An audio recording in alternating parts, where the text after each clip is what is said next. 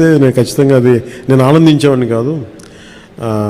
కానీ ఇది అందరికి ఇచ్చారు కాబట్టి దాంట్లో నాకు ఇవ్వకపోతే అది వివక్ష చేసినట్టు ఉంటుంది, అది కూడా తప్పవుద్ది కదా. అందుకని I think it's part and parcel. ఆ రోజు అలా జరిగింది, ఈరోజు ఇలా జరిగింది. అంతకుమించి దీన్ని ఖచ్చితంగా నేను నష్టపోయాను, నిర్మాతలు నష్టపోయారు. ఒక ₹5 రావాల్సిన చోట రూపాయి వస్తే దట్స్ ఓకే అనుకున్నాం. భగవంతుడు ఈరోజు మనకి ఇచ్చిన రూపాయితో తృప్తి పడదాం, ఖచ్చితంగా నష్టపోయాం. But that's okay.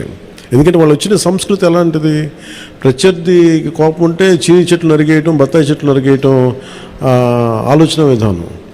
అలాంటి వాళ్ళకి ఆర్థిక మూలాల మీద కొట్టడం సహజం కాబట్టి, అది మనం యుద్ధంలో దిగాం కాబట్టి, మనం పొలిటిక్స్లో ఉన్నాం కాబట్టి part and parcel that's will take it forward. దాన్ని వెనకడిగే తీసలేదు, దాన్ని part and parcel we have to accept it. సినిమాలు మీకేం కొత్త కాదు, కానీ ఏ సినిమా రిలీజ్ అయినా అందరికీ కొంత నెర్వస్నెస్ ఉంటుంది, మీకు కూడా ఉంటుందా? నాకు నిండా మునిగినోడు చలి అని చెప్పండి.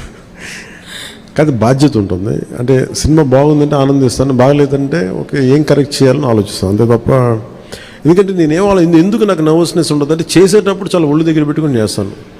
నేను సినిమా బాగలేదని కూడా ముందే చెప్తుంటారు, బాగలేదు ఇబ్బందులు చూసుకోండి. అందువల్ల నాకు ఏంటంటే నాకు గిల్ట్ ఉండదు బేసిక్గా.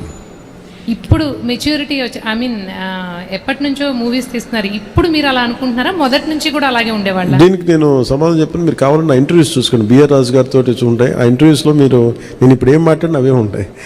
అందుకని అందుకని ఉదాహరణకి తొలి ప్రేమ తీశాను. తొలి ప్రేమ షూటింగ్ చేసినప్పుడు సినిమా అయిపోయి రిలీజ్ అవుతుంటే నేను కూర్చొని అక్కడ ఒక్కనే కూర్చున్నాను. గబ్బర్ సింగ్ కూర్చున్నా కానీ నేను ఒక్కనే కూర్చున్నాను.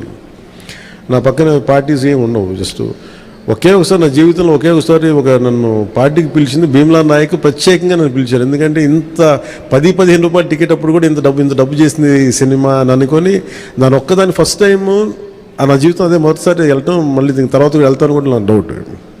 అవును, ఇంతకీ మీ ఎమ్మెల్యేలతో మూవీ చూసే ఆలోచన ఏమైనా ఉందా? మీ ఎమ్మెల్యేలతో ఎమ్మెల్యేలతో మూవీ చూసే ఆలోచన, ప్రపోజల్స్ ఏమైనా ఉన్నాయా? నేను ఎప్పుడు అట్లా ఆలోచించలేదండి. అసలు ఇప్పుడు చెప్తే ఇప్పుడు ఐడియా వచ్చింది, బాగానే అనిపిస్తుంది. ఎందుకంటే అసెంబ్లీలో సగం మంది మీ ఫ్యాన్సే కదా.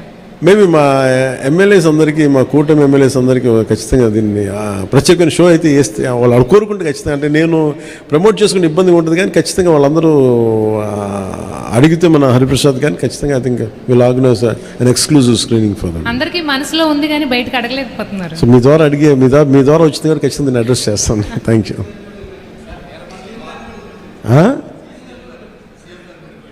సీఎం గారు బిజీగా ఆయన సినిమాలు మా అయితే ఒక 5 నిమిషాలు చూస్తారేమో.